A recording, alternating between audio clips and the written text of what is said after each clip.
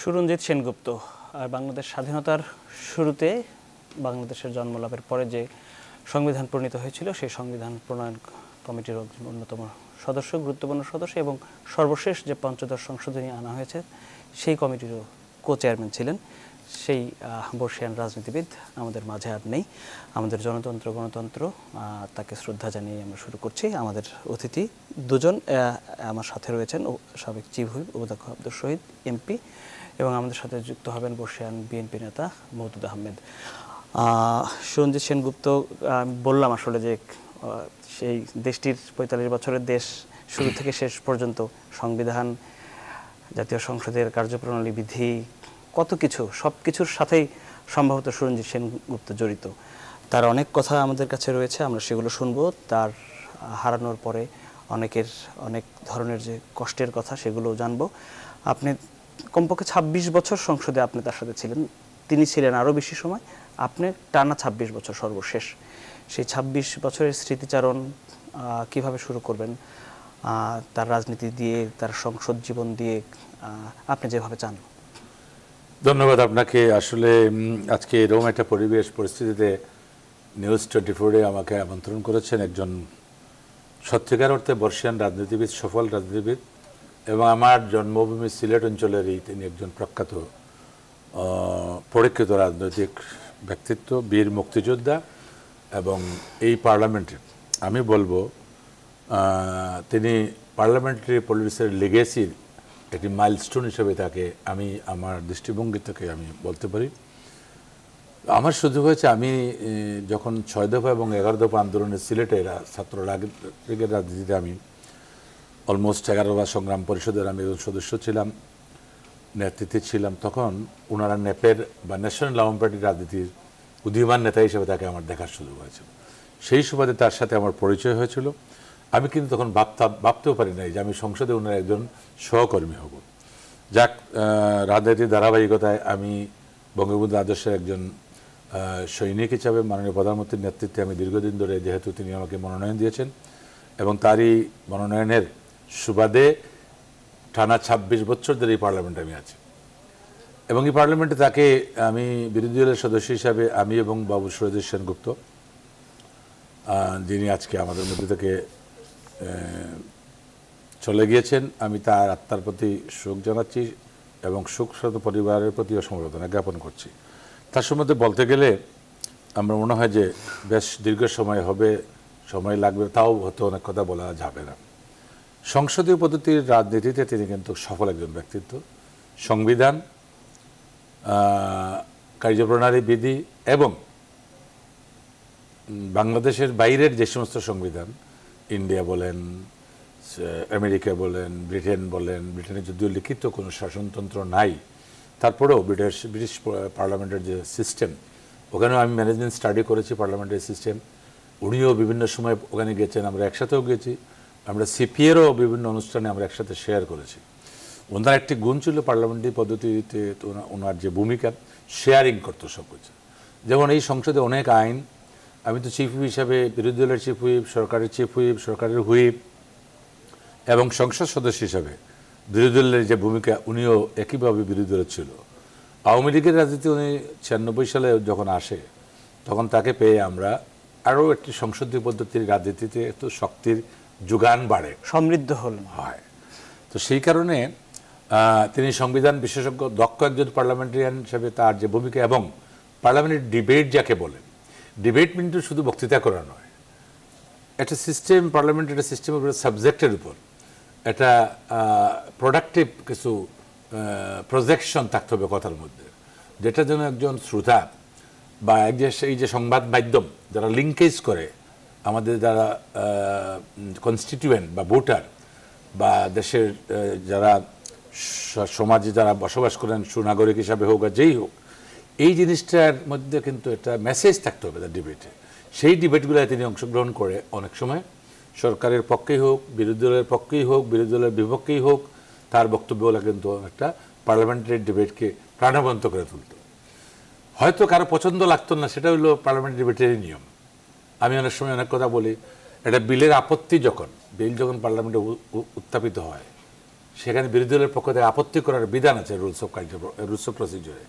সেই বিষয়গুলোতে কিন্তু সদাগভাবে তার একটা অংশগ্রহণ থাকতো। আমিও অনেক কিছু তার কাছে শিখেছি এবং যার ধারাবাহিকতায় সেগুলোর কিছু বক্তব্য আমাদের কাছে রয়েছে যেটি সংসদের বাইরের, কিন্তু সেগুলো সংসদ সম্পর্কিত অথবা সংবিধান সম্পর্কিত, যেগুলো আমরা যখনই কোনো মানে জরুরি ব্যাখ্যার প্রয়োজন হয়েছে, আপনি নিশ্চয়ই জানেন, আপনার কাছেও আমরা গিয়েছি, গণমাধ্যম কর্মী হিসেবে সঞ্জয় সেনগুপ্তর কাছেও গিয়েছি। আমাদের মানে এই যে নির্বাচনকালীন সরকারের যে 90 দিন, সেটি আসলে কিভাবে নির্ধারিত হবে, তার কাজ কি হবে, সেটি নিয়ে সঞ্জয় সেনগুপ্তর কাছে আমরা বহুবার গিয়েছি। সেই সকল বক্তব্য সহ কিছু বক্তব্য রয়েছে আমাদের কাছে সঞ্জয় সেনগুপ্তর, আমরা একটু দেখে আসতে চাই।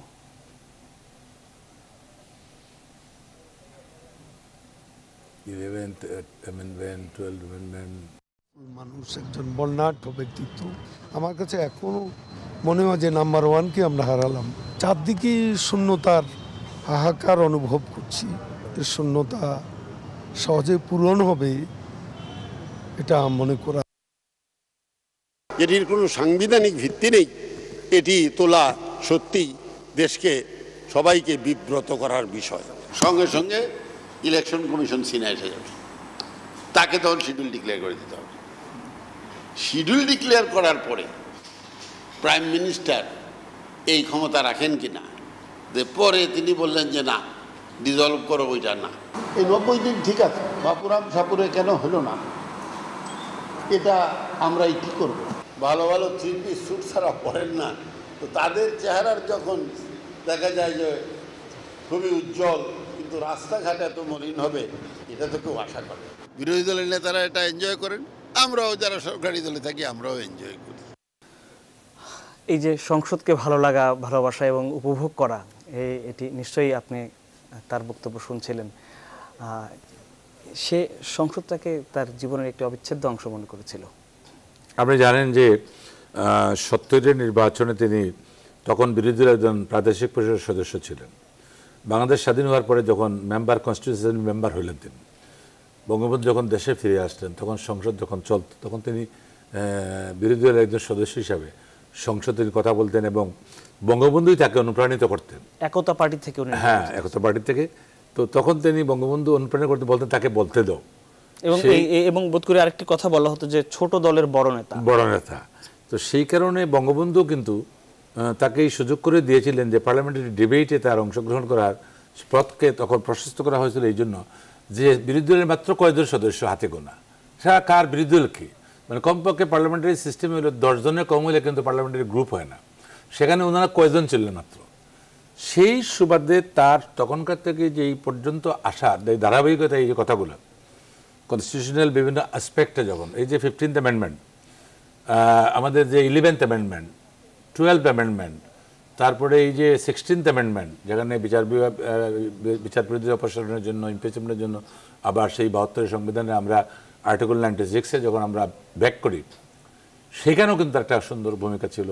পঞ্চদশ সংবিধান সংশোধন বিলটা কিন্তু খুবই গুরুত্বপূর্ণ সংবিধান সংশোধন ছিল। আমি সেখানে চিফ হুইপ ছিলাম, আমি সেদিন দেখেছি এই কমিটি যখন করা হয়, আমি কিন্তু সেখানে ভিতরের কাজগুলো করেছি। কো-চেয়ারম্যান হলো মূলত কাজটি কো-চেয়ার করেছেন এই জন্য, যেহেতু মাননীয় সংসদ উপনেতা এই কমিটির চেয়ারম্যান ছিলেন, সেজন্য অ্যাকচুয়ালি পার্লামেন্টারি প্র্যাকটিসের উপর তার যে একটা দখল আছে, সেটা মাননীয় প্রধানমন্ত্রী তাকে সেই কো-চেয়ারম্যান করে দিয়ে এটা রিসোর্স পার্সন হিসেবে কাজ করিয়েছেন। তো আমি সেখানে কিন্তু ব্যাক সাইডে থেকে, সিনের বাইরে থেকে তাকে কিন্তু সবসময় যোগান দিতে দেওয়ার জন্য প্রয়োজন, সহযোগিতা, তুমি এটা করে দাও আমাকে, আমি এটা পাচ্ছি না, তুমি কোথায় যাও দেখো। এই যে তার কথাগুলা, আন্তরিকতা, সংসদীয় পদ্ধতির যে রাজনীতিতে এবং শেয়ারিং অ্যাটিটিউড, পৃথিবীর সব দেশে কিন্তু শেয়ারিং অ্যাটিটিউডটা হলো আসল জিনিস। আমি যে জিনিসটা জানলাম আর জানতে দিলাম না, দিস ইজ নট শেয়ারিং। আরেকজন যারা জানে আমিও জানতে চাই, রেসিপ্রোকালি আমিও তাকে জানাইতে চাই। এই গুণটা কিন্তু এই নির্বাচিত সংসদ সদস্য যিনি আজকে আমাদের মধ্যে চলে গিয়েছেন তার ছিল। তো আজকে পার্লামেন্টে যে কোনো গত বৃহস্পতিবার তার সাথে কথা বলেছে এবং পার্লামেন্টে পয়েন্ট অফ অর্ডার বা কিছু হলে তাকে, আমি চিফ হুইপ ছিলাম, সময় দেওয়ার প্রশ্নে, অসুস্থ ছিলেন উনি বেশ দীর্ঘদিন ধরে অসুস্থ ছিলেন, যেহেতু লিভারের উপর একটা ক্যান্সার টাইপের একটা ইয়ে ছিল, রক্তশূন্যতা ছিল। যদিও ওনাকে দেখতাম অসুস্থ, কিন্তু মনে হতো উনি বলতে চাইতো না যে আমি অসুস্থ, বলতো আছি তো, চলছে তো, চালাচ্ছি তো, তোমরাও আগাও, আমিও চেষ্টা করি। তবে আমার ঘন্টা বাজতে কোন সময় বাজবে বিদায় করে আমি জানি না, এই কথাগুলো বলতো। তো মূলত সংবিধানের he is our one of the best senior friend as well as পার্লামেন্টের টিচারও বলা চলে। সংবিধানের কথা আপনি বলছিলেন যে যতবারই সংবিধান নিয়ে মানে আমরা দেখেছি কাজ করতে সরকারগুলোকে, বিশেষ করে আওয়ামী লীগের তরফ থেকে, ততবারই কিন্তু এবং 96 সালের পর থেকে ততবারই কিন্তু সুরঞ্জিত সেনগুপ্তের একটি ভূমিকা ছিল, যেটি আপনি বলছিলেন যে ওনার মতো করে বুঝবার, ওনার মতো করে জানবার জায়গাটিতে আসলে ওনার দক্ষতার আপনাদের অনেক বেশি প্রয়োজন। একটা রেফারেন্স আমি দিতে পারি, 11th অ্যামেন্ডমেন্ট। আপনি জানেন যে শাহাবুদ্দিন সাহেব যখন চিফ জাস্টিস ছিলেন, রাষ্ট্রপতি হয়ে ভারপ্রাপ্ত রাষ্ট্রপতির দায়িত্ব নিলেন, সংবিধান বা কোনো আইনে সেরকম ব্যবস্থা ছিল না। মাননীয় প্রধানমন্ত্রী 15 দলের রূপরেখা, যে 15 দলের জোটের যে রূপরেখা তিনি কিন্তু নির্দেশ করেছিলেন যে ভারপ্রাপ্ত রাষ্ট্রপতি তাকে বানানো যায় প্রধান বিচারপতি হিসেবে, তিনি আসলে পরে দায়িত্ব নেবেন, শপথ গ্রহণ করবেন, আবার যাইতে হলে কিন্তু যেহেতু আইন নাই তাহলে আমাদের সাংবিধানিক ব্যবস্থা করতে হবে। ওই বিষয়ে কিন্তু তিনি বলছিলেন যে আমরা একটা ওয়ে আউট করতে হবে সংবিধানকে, আমরা প্রথম অ্যামেন্ডমেন্ট করতে হবে, রাষ্ট্রপতিকে তার ভারপ্রাপ্ত রাষ্ট্রপতি তার জায়গা থেকে ফেরত পাঠাতে হলে, প্রধান বিচারপতির দায়িত্ব হলে সাংবিধানিকভাবে দেখতে হবে। এর বিকল্প আর কিছু নেই। এখান থেকে চাকরি ছাড়লেও পারবেন না, উনি ছুটি নিলেও পারবেন না। সেই 11th অ্যামেন্ডমেন্টের সময় তার বক্তব্যগুলো আমি শুনেছি, দেখেছি, এবং সেদিন আমরা ছিলাম বিরোধী দলে, তখন বেগম খালেদা জিয়া ছিলেন প্রধানমন্ত্রী। মাননীয় প্রধানমন্ত্রীকে তখন উনি পরামর্শ দিয়ে বলছিলেন যে শেখ হাসিনা যেটা বলেছে এটা করেন, না হলে কিন্তু আপনি আটকা পড়বেন। Switch over to parliamentary system from president system, এই বিলটা কিন্তু মরহুম আব্দুস সামাদ আজাদ সাহেব শেখ হাসিনার পক্ষে সংসদে উত্থাপন করেছিলেন। সেই সময় এই সাংবিধানিক বিষয়টা কিন্তু পরিষ্কার করতে তিনি সংসদে বক্তব্য দিয়েছেন। আমরা আবার আপনার কাছে ফিরবো। আমাদের সাথে দর্শক এই মুহূর্তে যুক্ত হচ্ছেন বিএনপির বর্ষীয় নেতা ব্যারিস্টার মওদুদ আহমেদ। মওদুদ আহমেদ, আপনাকে অসংখ্য ধন্যবাদ আমাদের এই আজকের স্মৃতিচারণ অনুষ্ঠানে যুক্ত হওয়ার জন্য। যাকে নিয়ে কথা বলছি, সুরঞ্জিত সেনগুপ্ত, দীর্ঘদিনের আপনার সংসদের সহকর্মী, তার সাথে আপনার বিস্তর সময় আমরা সংসদে দেখেছি, আমরা মনোমুগ্ধকর সেই বিতর্ক যেটিতে আপনারা দুজন অংশ নিতেন। সেই দিনের পর আজ যখন সুরঞ্জিত সেনগুপ্ত নেই, আপনি তার স্মৃতিচারণ ঠিক কিভাবে করবেন? মওদুদ আহমেদ।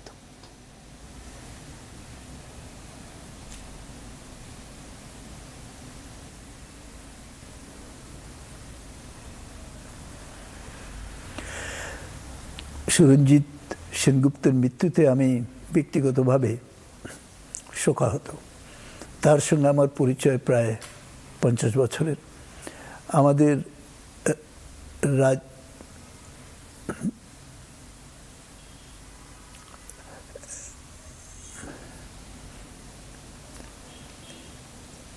রাজনৈতিক মতভেদ থাকতে পারে এবং ছিল, কিন্তু বন্ধুত্ব কোনোদিন নষ্ট হয় নাই।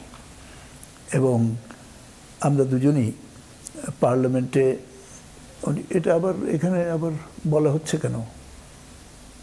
আমি যা বলছি ওটা আবার জোরে শোনা যাচ্ছে কেন?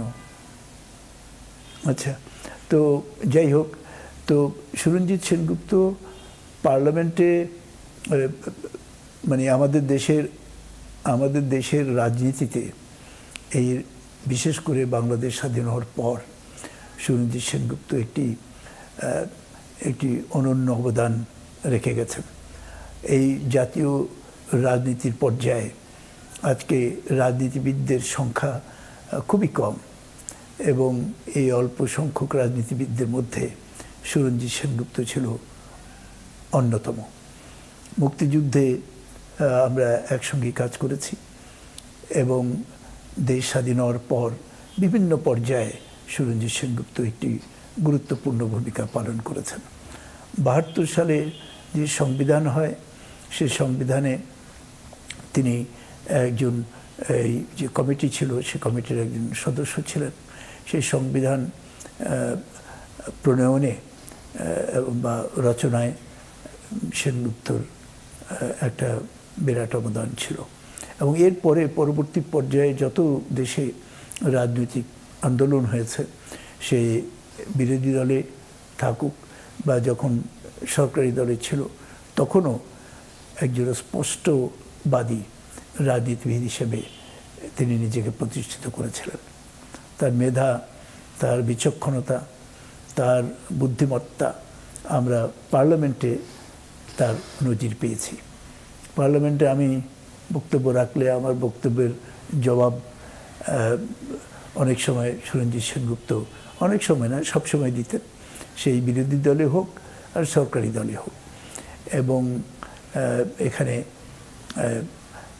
আমাদের রাজনীতিতে তাই আজকে বিরাট এক শূন্যতা দেখা দেবে, কারণ তার মতো একজন নিবেদিত প্রাণ রাজনৈতিক নেতা অভাব আমরা সবাই অনুভব করব। আজকে দেশের এই ক্রান্তিকালে এই আমরা যে একটা বিরাট সংকটের মধ্যে দিয়ে যাচ্ছি, এই সংকটের সময় সুরঞ্জিত সেনগুপ্তর উপস্থিতি খুবই প্রয়োজন ছিল। আমরা তাকে হারিয়েছি, মিস করব আমরা তাকে। 1992 সালে যখন আমরা এই প্রেসিডেন্সিয়াল সিস্টেম থেকে গণতন্ত্রের পূর্ণাঙ্গ রূপ দেওয়ার জন্য সংসদীয় গণতন্ত্রে ফিরে আসি, তখন 11th অ্যামেন্ডমেন্ট এবং 12th অ্যামেন্ডমেন্ট, দ্বাদশ সংশোধনী, বিশেষ করে দ্বাদশ সংশোধনীর মাধ্যমে বাংলাদেশের পার্লামেন্টারি সিস্টেম অফ গভর্নমেন্ট ফিরে আসে। তিনি আমাদের যে সর্বদলীয় যে সংসদীয় কমিটি ছিল, সে কমিটির তিনি একজন অন্যতম সদস্য ছিলেন। এবং এই সংসদীয় গণতন্ত্রে তখন বিএনপি, বেগম খালেদা জিয়া প্রধানমন্ত্রী ছিলেন, এবং তারই উদ্যোগে এই দ্বাদশ সংশোধনী এবং একাদশ সংশোধনী পার্লামেন্টে উপস্থাপন করা হয়। একাদশ সংশোধনী ছিল যে বিচারপতি শাহাবুদ্দিনের রাষ্ট্রপতি হিসাবে কার্য পরিচালনা করার বৈধতা দান করা, আর দ্বাদশ সংশোধনী ছিল সংসদীয় গণতন্ত্র প্রবর্তন করার জন্য। এটা বাংলাদেশের ইতিহাসে একটি বিরাট একটি ঐতিহাসিক ঘটনা। এবং সেই সময় বিএনপি সরকার হিসাবে সেই কৃতিত্ব নিতে চেয়েছে যদিও, কিন্তু আমরা যারা বিরোধী দলে ছিলাম তখন আমরাও আমাদের অবদান রেখেছি, এবং বাবু সুরঞ্জিত সেনগুপ্ত সেই সময়ে একটি খুব গুরুত্বপূর্ণ ভূমিকা পালন করেছেন। এরপরে পরবর্তী পর্যায়ে এই 1992 সালের পর থেকে তিনি তো আগে যখন 70 সালে নির্বাচন হয়, তিনি কিন্তু আওয়ামী লীগের তরফ থেকে নির্বাচন করেন নাই। তিনি বোধহয় তখন গণতন্ত্রী দল বলে একটা রাজনৈতিক দল ছিল, আমার ঠিক মনে পড়ছে না এখন।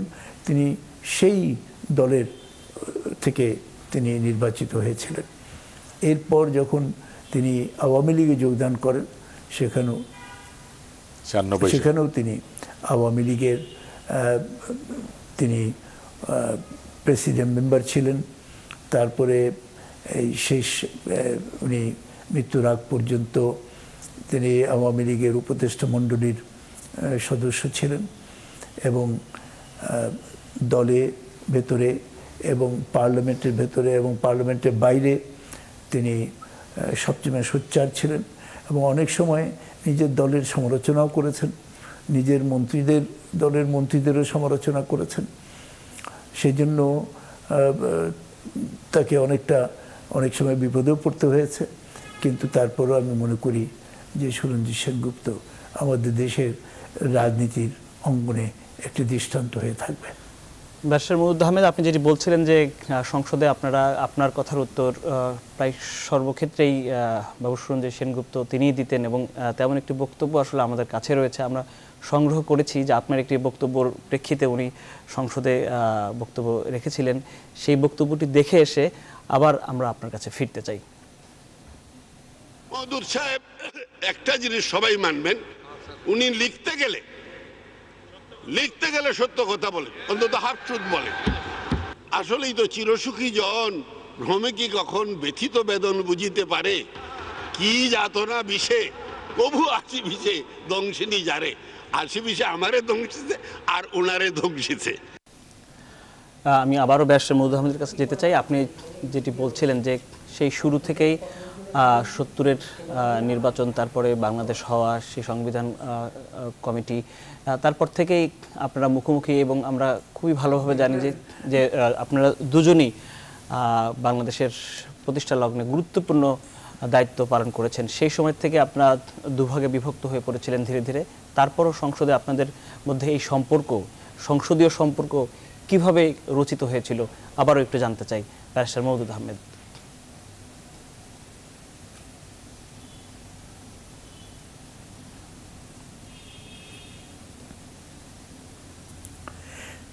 আপনি তো শুনলেনই তার বক্তব্য, কত সুন্দর বক্তব্য, এবং তার মধ্যে যে মেধা ছিল, যে দক্ষতা ছিল, যে জ্ঞান ছিল, যে তথ্য ভিত্তিক যে বক্তব্য রাখতেন, তাতে আমাদের ভালোই লাগতো।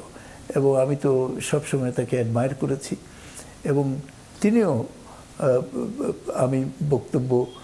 আমার বক্তব্য শ্রবণ করতেন এবং ভালোই মনে করতেন। আমাদের দুজনের মধ্যে পার্লামেন্টে আমরা যেই বক্তব্য রাখতাম না কেন, বাইরে আবার খুব আমাদের মধ্যে বন্ধুত্ব ছিল, কিন্তু সংসদে সেই বন্ধুত্বের পরিচয় আমরা দিতে পারি নাই, কারণ আমরা ভিন্ন দলে তরফ থেকে বক্তব্য তখন রেখেছি। সেই জন্য তার বক্তব্যের মধ্যে উইট ছিল, উইট। মানে পার্লামেন্টেরিয়ান তো সবাই হয় না, সকল সংসদ সদস্য পার্লামেন্টেরিয়ান হয় না, সকল মন্ত্রীরাও পার্লামেন্টেরিয়ান। পৃথিবীর সব ক্ষেত্রে তাই, ব্রিটেনেও তাই। ব্রিটেনে কত প্রধানমন্ত্রী গেছেন, কিন্তু পার্লামেন্টেরিয়ান বলতে যেটা বোঝায় সেই ধরনের প্রধানমন্ত্রীর সংখ্যা খুব কম ছিল। আমাদের দেশেও তাই, যে যারা পার্লামেন্টেরিয়ান হওয়ার জন্য যে গুণাবলীর প্রয়োজন, সেই গুণাবলীটা শরণজিৎ সেনগুপ্তের মধ্যে ছিল। এবং তিনি একজন অত্যন্ত, আমি বলবো একজন অত্যন্ত ভালো একজন, কি বলে না, ভালো একজন নিবেদিত একজন পার্লামেন্টেরিয়ান ছিলেন। এবং আজকে নতুন প্রজন্ম যারা এই যে গত 7-8 বছর ধরে যারা পার্লামেন্টে আছেন, আমরা যদিও নাই, কিন্তু মনে করি যে যারা নতুন প্রজন্মের যারা সংসদ সদস্য হচ্ছেন, তারা শরণজিৎ সেনগুপ্তের সমস্ত বক্তৃতাগুলো তাদের শোনা উচিত, এবং তাহলে তারা অনেক কিছু শিখতে পারবেন। কারণ পার্লামেন্টের বক্তব্যের মধ্যে হিউমার এবং উইট এবং ইনস্ট্যান্ট যে কারোর কথার উত্তর দেওয়ার যে প্রতিভা, এটা শরণজিৎ সেনগুপ্তের মধ্যে অবশ্যই ছিল। এবং আওয়ামী লীগে আরও আছেন, কিন্তু সুরঞ্জিতের ব্যাপারেই বলতে হচ্ছে এই জন্য যে আজকে তাকে আমরা হারিয়েছি। আমি মনে করি তার এই মৃত্যু আমাদের জাতীয় রাজনীতির অঙ্গনে একটি শূন্যতা সৃষ্টি করবে। ব্যারিস্টার মওদুদ আহমেদ, নিশ্চয়ই আপনি আমাদের সঙ্গে থাকবেন। আমরা এই আলোচনায় আমাদের সাথে যুক্ত রয়েছেন সাবেক চিফ হুইপ অধ্যক্ষ আব্দুর শহীদ। আমরা তার কাছে যেতে চাই, যদিও তিনি শুরুতেই আপনাদের দুজনের কথা বলছিলেন যে এই দুজনের যে বিতর্ক সেটি তারা আসলে সবাই উপভোগ করেছেন, এবং সেই বিতর্ক নিয়ে, এবং আপনি যেটি বলছিলেন যে নতুন প্রজন্ম তারা যেন তাদের এইগুলো একটু শিখে নেয়, একটু বোঝে নেয়, বা সবাই পার্লামেন্টেরিয়ান হয় না, এমনকি অনেক দেশের মন্ত্রীরাও সেটি হতে পারেন না শেষ পর্যন্ত।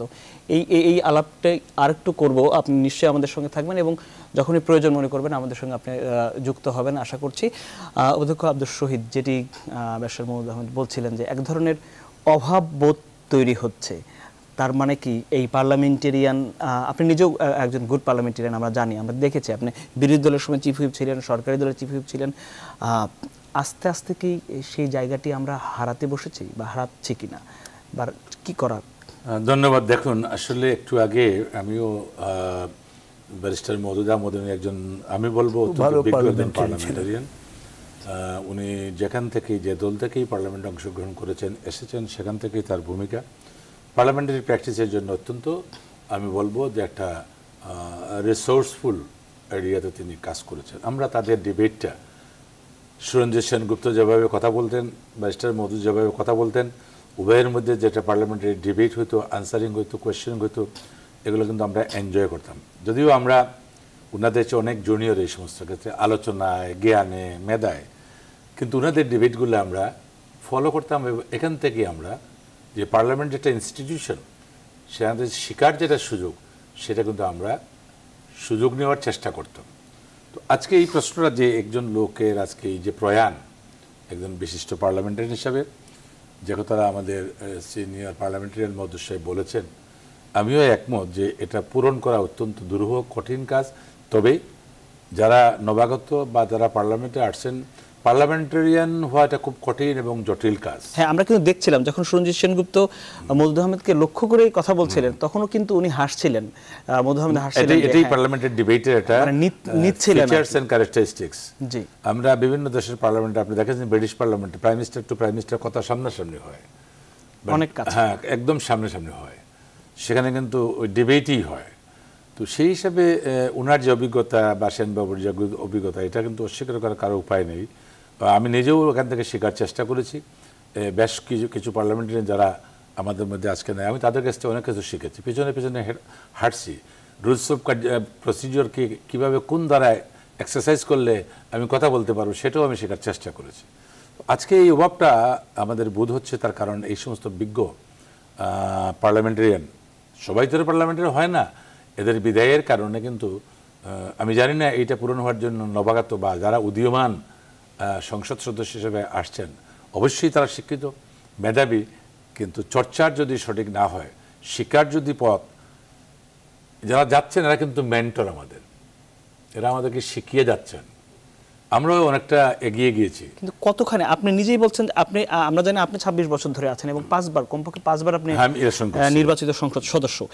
এখন আপনারা তাদের কাছ থেকে শিখেছেন, সেই সুরঞ্জিত সেনগুপ্ত চলে গেল, আপনাদের কাছে এখন আমরা সংসদ যেভাবে দেখি বা এর আগের সংসদে আমরা যেভাবে মানে অনেক অশ্লীল বাক্যবান ছুটতে দেখেছি তরুণ সংসদ সদস্যদের একে অপরের কাছ থেকে, সেখানে মওদুদ আহমেদের এই আক্ষেপ, সেখানে সুরঞ্জিত সেনগুপ্তর চলে যাওয়া, এটি কতখানি আসলে মেলানো যাবে সামনের দিনগুলোতে? না, পার্লামেন্টে যে পৃথিবীর সব দেশেই পার্লামেন্টে, বিশেষ করে ব্রিটিশ পার্লামেন্টেরও কালচার ডেভেলপ করছে পার্লামেন্টের 1612 থেকে, সেখানে হুইপিং সিস্টেম ওই সময় শুরু হয়েছে। সেখানেও কিন্তু গণ্ডগোল হয়েছে। ব্রিটিশ পার্লামেন্টে কিন্তু অনেক স্পিকার কিন্তু মরতে হয়েছে, মানে পার্লামেন্ট মেম্বাররা কিন্তু তাকে হত্যা করা হয়েছে। Turbulent exercise by the member of parliament in the parliament floor, সেটা গ্রামেটিক্যালি পারফেক্ট হইতে পারে, ইমপারফেক্ট হয়। তো ইমপারফেক্ট হইলেই যে পার্লামেন্ট, যেমন ব্রিটিশ পার্লামেন্টে হইলে ইন্ডিয়ান পার্লামেন্টও হচ্ছে, এই কয়েকদিন আগেও ইয়েতে হয়েছে, মারামারি হয়েছে। তো সেটা হচ্ছে ভিন্ন একটা দৃশ্য, সেটা বিক্ষিপ্ত ঘটনা, বিক্ষিপ্ত। কিন্তু আমি যে কথাটা একটু আগে বললাম, লেগেসি অফ দ্য পার্লামেন্ট, তো এই লেগেসি তো অবশ্যই পার্লামেন্টের ভালো সাইডটা ডিবেটের দেখার জন্যই তাদেরকে আমরা কিন্তু ওই এরিয়া থেকে রিকগনাইজ করতে সক্ষম হয়েছি, দেখেছি। সেই কারণে আমি বলবো যে আমার সুযোগ হয়েছে এই পার্লামেন্টে বিভিন্ন ধরনের, আমি বিরোধী দলে ছিলাম, সরকারে ছিলাম, এইভাবেই 25 এবং হুইপিং করতে হয়েছে, ম্যানেজ করতে হয়েছে। আমি পার্লামেন্টের বিভিন্ন দেশের, আমি কানাডিয়ান পার্লামেন্ট স্টাডি করেছি, লাইব্রেরি সিস্টেম করেছি, ব্রিটিশ পার্লামেন্টে আমি house management, private member base study করেছি। এই যে ব্যারিস্টার মওদুদ সাহেব, ওনারা কিন্তু এই সমস্ত বিজ্ঞ, এরা কিন্তু খুবই ভালো নলেজ রাখেন। ওনাদের কথা কিন্তু বিরোধী দলে থাকলেও, উনি আমার বিরোধী দলে থাকলেও আমরা কিন্তু ওনার বক্তব্য শুনতাম এবং ধারাবাহিকভাবে ওনারা বক্তব্য দিচ্ছেন এবং শেখার বিষয় রয়েছে দিচ্ছেন। এরকম আরও অনেক আছেন যাদের বক্তব্য শুনে আমরা শিখেছি। এখনও কিন্তু আমি অন্তত আমার কথা বলতে পারি, এই সমস্ত যারা আছেন, আমি লিজেন্ডারি বলবো, তাদের কাছ থেকে তারা বক্তব্য শুনে, কিন্তু আমার রাজনৈতিক আদর্শের সাথে আমি আপোষ করি না, সেখানে এলো ভিন্ন জিনিস। তো parliament is an institution from where আমরা তো কিছু শিখতে চাই। আমাদের পরে যারা আসতেছেন তা তো অবশ্যই, আমরা 1956-এর পার্লামেন্টে বঙ্গবন্ধুর ডিবেট বক্তৃতা কিন্তু আমরা এখন লাইব্রেরি গিয়ে বাইর করে দেখি কোথায় কী বলেছেন, এবং এইভাবে এই সমস্ত ব্যারিস্টার মওদুদ সাহেবেরও আমি কিন্তু অনেক ডিবেট আমি কিন্তু পার্লামেন্টের লাইব্রেরিতে গিয়ে আমি দেখি, পড়ে। সেটা হলো যে কি পড়ার উদ্দেশ্যটা কি, যে উনি এই প্রসঙ্গে কী কথাটা বলছেন, আইন প্রণয়নে উনি এই যে বিল উত্থাপন করার পরে অবজেকশন দিলে উনি আনসারটা কীভাবে দিচ্ছেন, সেই বিষয়টা আমরা বাজেট যখন পার্লামেন্টে আমরা কাঠপ্রসন শব্দের অর্থ রাখি, সেটা তো আমাদের পার্লামেন্টারিয়ান হিসাবে জানতে হবে।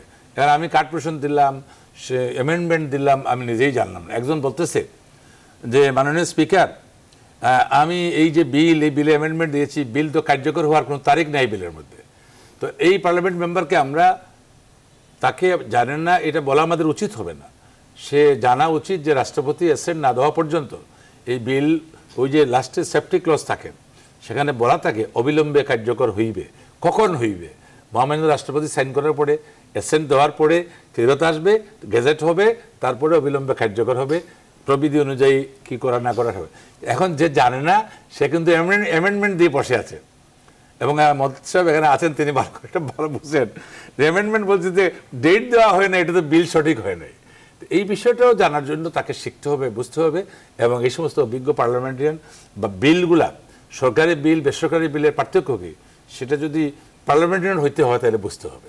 এবং রুলস অফ প্রসিডিওর হচ্ছে উইদিন দি কনস্টিটিউশন, কনস্টিটিউশনের একটা ভিতরে যা আছে সেখান থেকে এগুলো বাইর করে এনে করা হয়েছে। এখন আমাদের পার্লামেন্টের rules of procedure, British parliament rules of procedure, Indian parliament, যেমন আমাদের আমি আজকে বিরোধী দলের কথাই বলি, যেটা সংসদের বাইরের বিরোধী দল, আমাদের যে সার্চ কমিটি গঠন করা হয়েছে সেখানে মহামান্য রাষ্ট্রপতি আর্টিকেল 180 তার যে দায়িত্ব আছে নির্বাচন কমিশন গঠন। ইন্ডিয়াতে কি আছে? ইন্ডিয়াতে কনস্টিটিউশনে বলা আছে 324 যে রাষ্ট্রপতি as many as the number of election commission if he think fits he can appoint along with the chief election commissioner, as well as the president of India can appoint regional commissioners. এটা কিন্তু আমাদের দেশে তো নাই, কিন্তু এখন Indian ওই সিস্টেমকে তো আমি প্রিভেল করবো এটা তো হয় না। আমার দেশে যেটা আছে, আজকে গণতন্ত্র আছে বলেই কিন্তু সার্চ কমিটি হয়েছে। আইন না থাকলেও কিন্তু জনগণের চাহিদাকে, সুশীল সমাজের চাহিদাকে বা বুদ্ধিজীবীদের চাহিদাকে মহামান্য রাষ্ট্রপতি স্থান দিয়েছেন, আলোচনায় ডাকছেন, বসছেন, রাজনীতিবিদ দলের কাছ থেকে নাম নিয়েছেন। তো ওই ইন্ডিয়ান পার্সপেক্টিভ আর আমাদের এটা তো এক হওয়ার কথা নয়। এখন যদি আজকে কেউ বলে যে না ইন্ডিয়াতে এরকম করছে, আপনি এরকম করেন না কেন, তো ইন্ডিয়াতে তো আমরা আরও অনেক অ্যাডভান্স। তো সেটা আমি বলবো আমার দৃষ্টিভঙ্গি থেকে, আমি জানি না এখানে আমাদের শ্রদ্ধেয় মদুদ ভাই আছেন, উনি অত্যন্ত শ্রদ্ধেয় parliamentarian, I respect him particularly. Barrister Moudud আহমেদের কাছে যেতে চাই, যদিও আমাদেরকে এই নির্ধারিত আলোচনার বাইরে উনি যেতে বারণ করেছেন। জানি না উনি নিজ থেকে বললে হয়তো আমরা সেই প্রসঙ্গে যেতে পারি যে ইন্ডিয়াতে কি আছে, বাংলাদেশে কি আছে, সেই আলোচনাটি অন্য। আমি ব্যারিস্টার মওদুদ আহমেদ আপনার কাছে যেতে চাই এই প্রশ্ন নিয়ে যে সুরঞ্জিত সেনগুপ্তের কথা আপনি বলছিলেন, এবং আপনার স্মৃতিচারণ দেখে জানতে ইচ্ছা করে যে এরকম কোনো বিতর্কের কথা মনে পড়ে বা একাধিক বিতর্কের কথা মনে পড়ে যেদিন মানে আপনাদের মধ্যে কখনো না কখনো সম্পর্ক একটু তিক্ততার পর্যায়ে পড়েছিল কিনা, অথবা বের হয়ে সম্পর্কগুলো কেমন ছিল, হাউস থেকে বের হয়ে কোন বিতর্কটির কথা আপনার বেশি মনে পড়ে, যদি একটু স্মৃতিচারণ করতেন ব্যারিস্টার মওদুদ আহমেদ।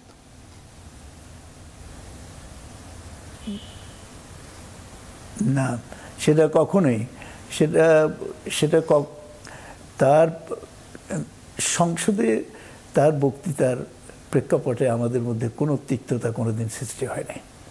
আমরা হাসি মুখে একজন আরেকজনকে সম্বোধন করেছি এবং পার্লামেন্টের বাইরে গিয়ে আবার একসাথে চাও খেয়েছি। এখানে কথা হলো যে সুরঞ্জিত সেনগুপ্ত কিছুটা হতাশ ছিল এবার। তার প্রধান কারণ হলো আপনারা সবাই জানেন যে সত্যিকার অর্থে বিরোধী দল বলতে যেটা বোঝায় সেটা এই সংসদে নাই। এটা শাশ্বত সত্য কথা, বাস্তব কথা। সেই জন্য এই পার্লামেন্টে যে ডিবেট হওয়ার কথা বা যে বিরোধী দলের পক্ষ থেকে বক্তব্য রাখবে, তারপরে সরকারি দলের তরফ থেকে সেটার উত্তর দেবেন, এবং শুধু সুরঞ্জিত সেনগুপ্ত নয়, জনাব তোফায়েল আহমেদও একজন ভালো পার্লামেন্টেরিয়ান, এবং তাদের মধ্যে আরও কয়েকজন আছেন, এবং তারা যে উত্তর দেবেন, কার কথার উত্তর তারা দিচ্ছেন, এই নিশ্চয়ই তারা এটা মিস করছেন বলে আমি বিশ্বাস করি। আর ভারতের কথা যেটা বললেন, দেখেন ভারতে রাজনৈতিক চর্চা এবং গণতন্ত্র মানেটা কি? গণতন্ত্র মানে হলো গণতান্ত্রিক চর্চা। এই চর্চাটা বাংলাদেশে হয় নাই এবং এখন তো একেবারেই নেই। কারণ ভারতে দেখেন এই যে প্রধানমন্ত্রী মনমোহন সিং ছিলেন, তার প্রধানমন্ত্রিত্ব থাকাকালীনই আরেকটি নির্বাচন হলো, সেই নির্বাচনে তারা সবাই পরাজিত হলেন এবং নরেন্দ্র মোদী সাহেব তিনি প্রধানমন্ত্রী হলেন, তার দল জয়লাভ করলো। এই সংস্কৃতি আমাদের মধ্যে নাই, যার কারণে আমরা এই দিক থেকে অনেকটা পিছিয়ে আছি। আশা করব ভবিষ্যতে আগামী যে নির্বাচন হবে সে নির্বাচনে আবার এই একদলীয় যাতে নির্বাচন না হয়, যাতে করে এমন একটি সুষ্ঠু, অবাধ, নিরপেক্ষ একটি পরিবেশে আমরা নির্বাচন করতে পারি। এবং সকল রাজনৈতিক দল যাতে অংশগ্রহণ করতে পারে, এবং এমন একটি সরকার থাকবে যে সরকারের কোনো রাজনৈতিক স্বার্থ থাকবে না। তারা যদি থাকেও তারা নির্বাচন কমিশনকে স্বাধীনভাবে কাজ করতে দেবে, রাজনৈতিক কোনো হস্তক্ষেপ যাতে না থাকে। আমরা দেখেছি, আমাদের অভিজ্ঞতায় বলে যে 1973 সাল থেকে শুরু করে যত নির্বাচনী দলীয় সরকার অধীনে হয়েছে সেই নির্বাচনগুলো কখনোই সুষ্ঠু এবং অবাধ হয় নাই। অথচ আমরা 91 সালের নির্বাচন যদি দেখি, 2000 এবং 96 সালের জুন মাসের নির্বাচনের কথা যদি বলি, বা 2001 সালে যে নির্বাচন হলো, সেখানে নির্বাচন কমিশন খুব সুন্দরভাবে তারা নিরপেক্ষভাবে স্বাধীনভাবে তারা কাজ করতে পেরেছেন। কিন্তু দলীয় সরকার থাকলে নির্বাচন কমিশনকে যতই শক্তিশালী করা হোক না কেন, আমার অভিজ্ঞতার আলোকে বলছি যে তাদের পক্ষে সেই স্বাধীনভাবে কাজ করাটা সম্ভবপর হবে না। কারণ আমাদের মধ্যে আমাদের রাজনীতিতে সেই চর্চাটা আমরা উন্নত মানের করতে পারি নাই, এবং এখানে আমাদের যারা সরকারে আছেন তারা মনে করেন যে তাদেরকে জিততে হবে, তাদেরকে আবার ক্ষমতায় আসতে হবে, এবং তারা এখনই ফোরকাস্ট করছেন যে তারা অমুক সাল পর্যন্ত ক্ষমতায় থাকবেন।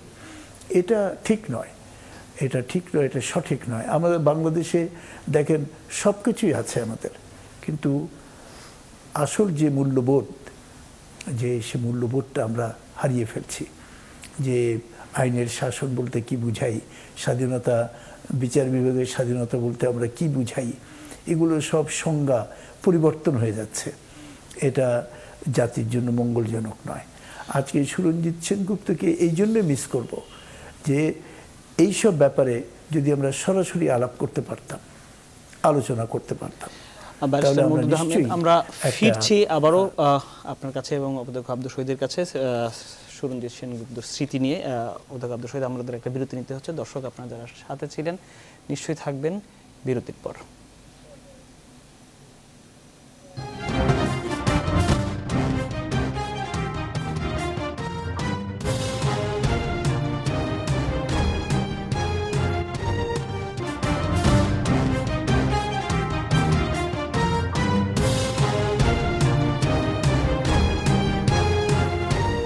দর্শক আবার স্বাগত আমাদের জনতন্ত্র গণতন্ত্র নিয়ে। এর আগের পর্বে যারা আমাদের সঙ্গে ছিলেন নিশ্চয়ই জানেন আমরা সাজিয়েছি সুরঞ্জিত সেনগুপ্তর স্মৃতিচারণ নিয়ে। আজ ভোরে উনি চলে গেছেন না ফেরার দেশে, সেটি নিয়ে আজকের আলোচনা।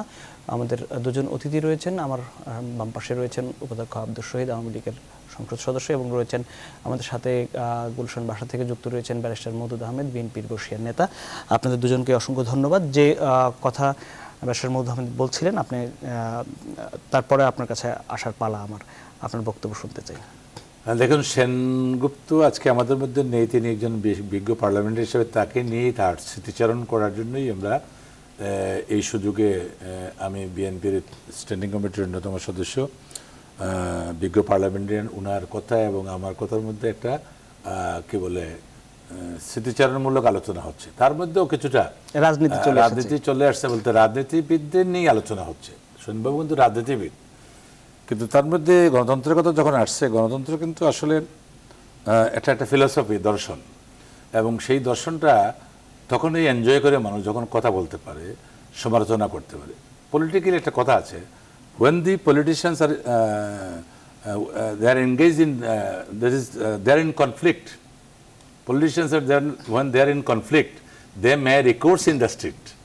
এখন আমি মওদুদ ভাই তো উনি একটা রাজনৈতিক দলে আছেন, নির্বাচন করেন নাই, তো এর মানে কি গণতন্ত্র নাই? গণতন্ত্র তো নিশ্চয়ই সংবিধান অনুযায়ী নির্বাচন হয়েছে, সেই কারণেই কিন্তু সরকার আসছে, এবং ওনারা বিরোধী দলে আছেন বাট পার্লামেন্টের বাইরে আছেন, এবং সেই কারণে কনফ্লিক্ট থাকতে পারে আমাদের সাথে রাজনৈতিকভাবে। So they make a recourse in the street, ওনারা স্লোগান দেবেন, শাউটিং করবেন, মিটিং করবেন, আপত্তি করবেন, সব কিছু করবেন।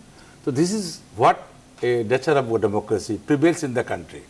এর কারণেই কিন্তু আজকে আমরা মনে করি যে পার্লামেন্ট আছে, বিরোধী দল শক্তিশালী না দুর্বল এটা তারাই বলতে পারবে তাদের অবস্থান কীভাবে হওয়া উচিত। আমরা তো চাই যে আমাদের সমালোচনা বিরোধী দল থেকে আসবে, কথা বলবে, এবং সেটা আমরা জবাব দেব। যারা সেনবাবু না থাকলেও যেটা একটু আগে মধ্যভাই বলেছেন, তুফাইল সাহেব আছে বসে, বা ওনারাও আমাদের সিনিয়র, তাই অনেক সময় ফ্লোর ওনারা চাইলে কিন্তু আমরা ওনাদের সাথে কম্পিটিশন করে ফ্লোর নেওয়ার কোনো চেষ্টা করি না। তার কারণ অ্যাটলিস্ট পার্লামেন্টারি সিস্টেমকে অন্তত এই সিনিয়রিটিকে মর্যাদা দেওয়াও কিন্তু পার্লামেন্টের একটা প্র্যাকটিসের একটা অংশ। তো সেই কারণে আমার মনে হয় যে ওনারা নির্বাচন করেন নাই, এর জন্য গণতন্ত্র নাই। যদি বলেন নির্বাচন করুন আগামীতে, অবশ্যই সেই গণতন্ত্র দেখতে পারবেন। আর রাস্তায় যদি নামেন, কনফ্লিক্ট যদি থাকে পলিটিক্যাল পার্টির মধ্যে, তাহলে তো অবশ্যই রাস্তায় নামলে সেখানে আপত্তি করার কিছু নাই। এখন কীভাবে সেটা করবেন, একজন বিজ্ঞ রাজনীতিবিদ সেনবাবু তারও প্রতিক্রিয়া থাকতে পারে, ব্যারিস্টার মওদুদ সাহেবেরও প্রতিক্রিয়া থাকতে পারে, আমারও থাকতে পারে। সো আমরা তিনজন কিন্তু একই সাবজেক্টের উপর যে একই ধরনের প্রতিক্রিয়া নিয়ে ক্রিয়া নিয়ে আমরা কথা বলবো। আর সেখান থেকে আমরা ট্রাইপার্টাইট রিয়াকশন বা প্রতিক্রিয়া যদি আসে, সেটাও যাচাই করার জন্য তো জনগণই হচ্ছে। আমি আপনার এই প্রশ্ন নিয়েই ব্যারিস্টার মওদুদ আহমেদ আপনার কাছে যেতে চাই, কিন্তু আমার একটি প্রশ্ন আছে, যেটি আপনি বলছিলেন যে মিস করবেন, সুরঞ্জিত সেনগুপ্তকে মিস করবেন, আপনি সবাই মিস করবে, কিন্তু এই যে সুরঞ্জিত সেনগুপ্ত যতদিন বেঁচে ছিলেন ততদিন আমরা আপনাদেরকে যেভাবে পার্লামেন্টে দেখেছি সেটি কিন্তু এই কয়েক বছর আর দেখা হয়নি। আমাদের এই প্রজন্মকে এই যে বঞ্চিত করা হলো, এর দায় আসলে কার, ব্যারিস্টার মওদুদ আহমেদ?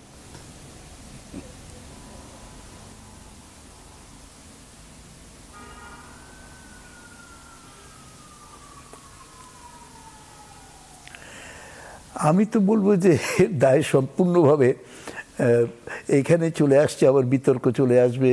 শহীদ তো আমার খুব প্রিয় ভাজন, তার আবার সে একটা প্রতিক্রিয়া দেবে। এটার মূল কারণটা হলো যে, বলেছি তো আমি এর আগেই বলেছি যে আমাদের কোনো গণতন্ত্রের চর্চা নেই। চর্চা বলতে যেটা আমরা বোঝাই সেটা নেই। সুতরাং এই যে ধরুন এই সংসদে এই মূলত এই যে 5টা বছর 2014 থেকে 2018 বা 19 যখনই নির্বাচন হয়, বা তার আগেও হতে পারে, তো তখন পর্যন্ত এই যে 3-4টা বছর গেল, আমার মনে হয় যে আমরা এই 2-3-4টা বছর আমাদের পার্লামেন্ট পয়েন্ট অফ ভিউ থেকে গণতন্ত্রের একটা মূল প্রতিষ্ঠান হলো একটা স্বচ্ছ, একটা সজল, একটা সচল পার্লামেন্ট, একটা ফাংশনাল পার্লামেন্ট। সে ফাংশনাল পার্লামেন্টটা এখন নাই। এটা ওনারা যত কথাই বলুক, ওনাদের মনে মনে ওনারা নিশ্চয়ই এটা আমার সঙ্গে একমত হবেন যে সেই সংসদ নাই, যার জন্য সেই ধরনের ডিবেট করা বা সেই ধরনের কোনো জাতীয় ইস্যু নিয়ে আলাপ আলোচনা করে পার্লামেন্টে মত বিনিময় করার কোনো সুযোগ এখন আর নাই। সেই জন্য এখন যেটা প্রয়োজন সেটা হলো যে একটা ফাংশনাল পার্লামেন্ট যাতে আমরা ভবিষ্যতে পাই, তার জন্য চেষ্টা করে দেখা। এবং এখানে আমি বলবো সরকারি দলের দায়িত্বই সবচেয়ে বেশি। তাদের উচিত হবে যে উদ্যোগ গ্রহণ করা, যাতে করে আমরা আগামী নির্বাচন কী ধরনের সরকারের অধীনে করব, যাতে করে সকল মানুষের আস্থা আমরা পেতে পারি এবং এটা গ্রহণযোগ্য একটি ব্যবস্থা হয়, যাতে করে দেশের মানুষ ফ্রিলি মুক্ত মনে তারা ভোট দিতে পারে এবং নির্ভয়ে গিয়ে ভোট কেন্দ্রে ভোট দিতে পারে। রাজনীতি মানে নির্বাচনে জেতার জন্য যে মাইন্ডসেট, এটা আমার মনে হয় যে বর্জন করতে হবে। কারণ নির্বাচনে হার জিত হবে, এক দল জিতবে এক দল হারবে। 91 সালে বিএনপি জিতেছে, আওয়ামী লীগ হেরেছে। 96 সালে আওয়ামী লীগ জিতেছে, বিএনপি হেরেছে। আবার 2001 সালে আওয়ামী লীগ হেরেছে, বিএনপি জিতেছে। এটাই তো নিয়ম রাজনীতিতে এবং গণতান্ত্রিক প্রক্রিয়া এটাই। কিন্তু যে মানে একটা দলই ক্ষমতায় থাকবে, একটা দলই রাজনীতি করবে।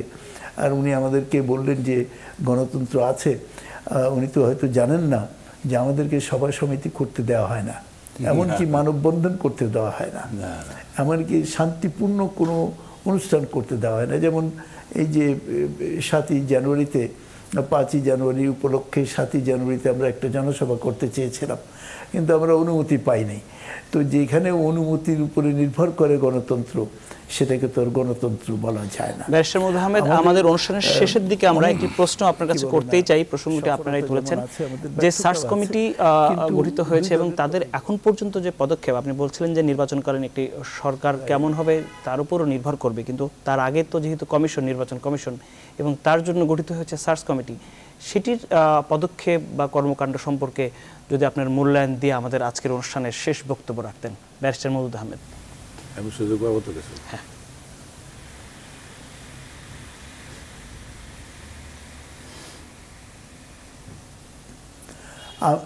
হ্যাঁ, অনেক ধন্যবাদ আপনাদের। যে আমি তো মনে করি যে এই সার্চ কমিটি এটা তো নতুন কিছু নয়, গতবারও এরকম একটা সার্চ কমিটি করা হয়েছিল। আর এটা রাষ্ট্রপতি যে উদ্যোগ নিয়েছেন সেটাকে আমরা প্রশংসা করেছি। এখন আমরা ফলাফল দেখতে চাই, কারণ এটা হবে একটা সুষ্ঠু নির্বাচন করার একটা পূর্ব শর্ত হলো নির্বাচন কমিশনকে একটি স্বাধীন, শক্তিশালী, নিরপেক্ষ প্রতিষ্ঠান হিসেবে দাঁড় করানো। সেখানে কাদেরকে নিয়োগ দেওয়া হবে, তাদের ব্যক্তিত্ব, তাদের জ্ঞান, তাদের মেধা, তাদের দৃঢ়তা, তাদের চারিত্রিক দৃঢ়তার উপরে নির্ভর করবে, তাদের সাহসের উপরে নির্ভর করবে তারা নির্বাচন কমিশনকে কতটুকু তারা কার্যকর করতে পারবে, এটা তাদের উপর নির্ভর করবে। কিন্তু তাদের যখন নির্বাচনের সময় আসবে তখন কী ধরনের সরকার থাকবে রাষ্ট্র পরিচালনায়, তার উপরে অনেকটা নির্ভর করবে যে এই নির্বাচন কমিশন কতটা স্বাধীন এবং নিরপেক্ষভাবে কাজ করতে পারবে। এখানেই আমাদের সন্দেহ। সেই জন্য এই সন্দেহটা দূর করা দরকার এবং এটা দূর করতে পারে বর্তমান সরকার। আমি তো মনে করি যে যদি এটা একটা রাজনৈতিক ইস্যু, এটা রাজনৈতিকভাবে মোকাবেলা করতে হবে এবং মাননীয় প্রধানমন্ত্রী তিনি নিজে এটা উদ্যোগ গ্রহণ করতে পারেন, বা উনি কারোর অন্য কাউকে তিনি তার দলের অন্য কোনো নেতাকে এটা দায়িত্ব দিতে পারেন। যে একটা আলোচনা হওয়া দরকার, একটা ডায়ালগ হওয়া দরকার, সংলাপ হওয়া দরকার, যদি আমরা এই সংকটের নিষ্পত্তি করতে চাই, সমাধান করতে চাই। আর যদি আমরা সংকটকে বাঁচিয়ে রাখতে চাই, জিয়ে রাখতে চাই, তাহলে হয়তো নিশ্চয়ই সংকটের নিষ্পত্তি এবং ভালো কিছুর প্রত্যাশা নিশ্চয়ই সবারই রয়েছে। ব্যারিস্টার মওদুদ আহমেদ, অসংখ্য অসংখ্য ধন্যবাদ আমাদের সাথে যুক্ত হওয়ার জন্য। নিশ্চয়ই অন্য কোনো একদিন আপনার সাথে আবার যুক্ত হব এই বিষয় নিয়ে বিস্তারিত কথা বলবার জন্য। উপাধ্যক্ষ আব্দুল শহীদ, আমরা অনুষ্ঠানের একেবারে শেষ প্রান্তে। হ্যাঁ, ধন্যবাদ। আসলে সময় কম। শ্রদ্ধেয় জনাব মওদুদ আহমেদ সাহেব বলেছেন ফাংশনাল পার্লামেন্ট। তো ওনারা তো পার্লামেন্টে যেহেতু আসেন নাই, তাহলে ওনাদের দৃষ্টিতে হয়তো বলতে পারেন যে এটা তাদের বাসায় ফাংশনাল না। কিন্তু পার্লামেন্ট তো 350 সদস্য আসন বিশিষ্ট পার্লামেন্ট এখানে কাজ করতেছে, অধিবেশন চলতেছে, আইন প্রণয়ন হচ্ছে, সব কিছুই হচ্ছে। ওনারা নির্বাচন বয়কট করেছেন, যার জন্য ওনাদের কাছে ওনারা জনগণ থেকে অনেক দূরে সরে গিয়েছে। তবুও বলবো মাননীয় প্রধানমন্ত্রী কী ধরনের সরকার দিয়ে আগামী নির্বাচন হবে এবং নির্বাচন কমিশন গঠনের জন্য আমাদের সাংবিধানিক যে বিধিবিধান আছে সেটা অনুযায়ী মহামান্য রাষ্ট্রপতি কাজ করে যাচ্ছেন এবং সকল বিরোধী দলের এই আস্থা আছে যে যে কমিশন গঠন করবেন সেটা সবাই গ্রহণ করবেন। নির্বাচন কমিশন গঠিত হওয়ার পরে তারা নির্বাচন পরিচালনা কীভাবে করবেন, যোগ্যতা দিয়েই তারা প্রমাণ করবেন সুষ্ঠু নির্বাচন, অবাধ ও নিরপেক্ষ নির্বাচন তারা করবেন। যেটা নারায়ণগঞ্জে কয়েকদিন আগে নির্বাচন হয়েছে, সেটার সাক্ষীও কিন্তু সকল রাজনৈতিক দল বাংলাদেশে। এখন প্রধানমন্ত্রী কিন্তু অতীতে প্রস্তাবও দিয়েছিলেন 2014 সালের নির্বাচনে যে আসুন আমরা সবাই মিলে একটা অন্তর্বর্তীকালীন ব্যবস্থা হিসাবে এই যে সরকারে আমি আছি, আপনারা কেউ হোম মিনিস্ট্রি নেন, কেউ অমুক নেন, কেউ তমুক নেন, কিন্তু আপনারা সারা দিন নেই। এমনকি ডায়ালগের আমি যেহেতু ডায়ালগের কথা বলা হয়েছে, ডায়ালগের জন্য মাননীয় প্রধানমন্ত্রী বিএনপি নেত্রীকে প্রস্তাব দিয়েছেন, টেলিফোনে কথা বলেছেন, খাওয়ার দাওয়াত পর্যন্ত দিয়েছেন, সেটাও কিন্তু তারা গ্রহণ করেন নাই। শুধু তাই নয়, বিরোধী দল বিএনপির নেত্রীর ছেলে যখন মৃত্যুবরণ করে তখন সেটা জিনিসটাও কিন্তু শেয়ার করার জন্য দেখিয়েছে। আমি অতীতকে দিয়েই তো উনি আমাকে কিন্তু এই দিকে কিন্তু কোয়ারিজ করছে, আমি সেটার জবাবটা দিতে চাই। এই জন্য যে আপনারা আসুন আগামী নির্বাচনে সুন্দর সুষ্ঠু নির্বাচন হবে। মাননীয় প্রধানমন্ত্রী বলেছে যে অত্যন্ত সুন্দর সুষ্ঠু নির্বাচন কমিশন যদি গঠিত হওয়ার পরে করতে পারে আপনারা যে অবস্থায় যাবেন, জনগণ আমাদেরকে ভোট না দিলে আরে আমরা তো আমরা বিরোধী দলে যাব, দিলে আমরা সরকার আসবো। আমরা তো তার বর্তমান দিকে সংসদের কথা বলছি। তার দিকে সবার নজর রয়েছে। এই সংসদে কোনো সংসদের বিতর্ক, effective সংসদ নিয়ে বিরোধী দল বিতর্ক, সংসদীয় বিতর্ক সবকিছুতেই যিনি সবচেয়ে আইপিইউ এবং সিপিএর চেয়ারম্যান বাংলাদেশে সঞ্জিত তাই হতো না। সেনগুপ্তকে নিয়ে আমাদের আসলে না হতো আজকের আলোচনা পার্লামেন্ট ছিল। সেই তাহলে আলোচনায় CPO আবারও সেই চেয়ারম্যান, বিএনপি, সেই CPR আওয়ামী লীগ চেয়ারম্যান, বিতর্ক। আইপিইউ চেয়ারম্যান দর্শক কিন্তু এতক্ষণ আমাদের বাংলাদেশের সঙ্গে যারা স্পিকার ছিলেন এবং বাংলাদেশের সবাইকে ধন্যবাদ জানিয়ে শেষ করছি। সবাই ভালো থাকবেন।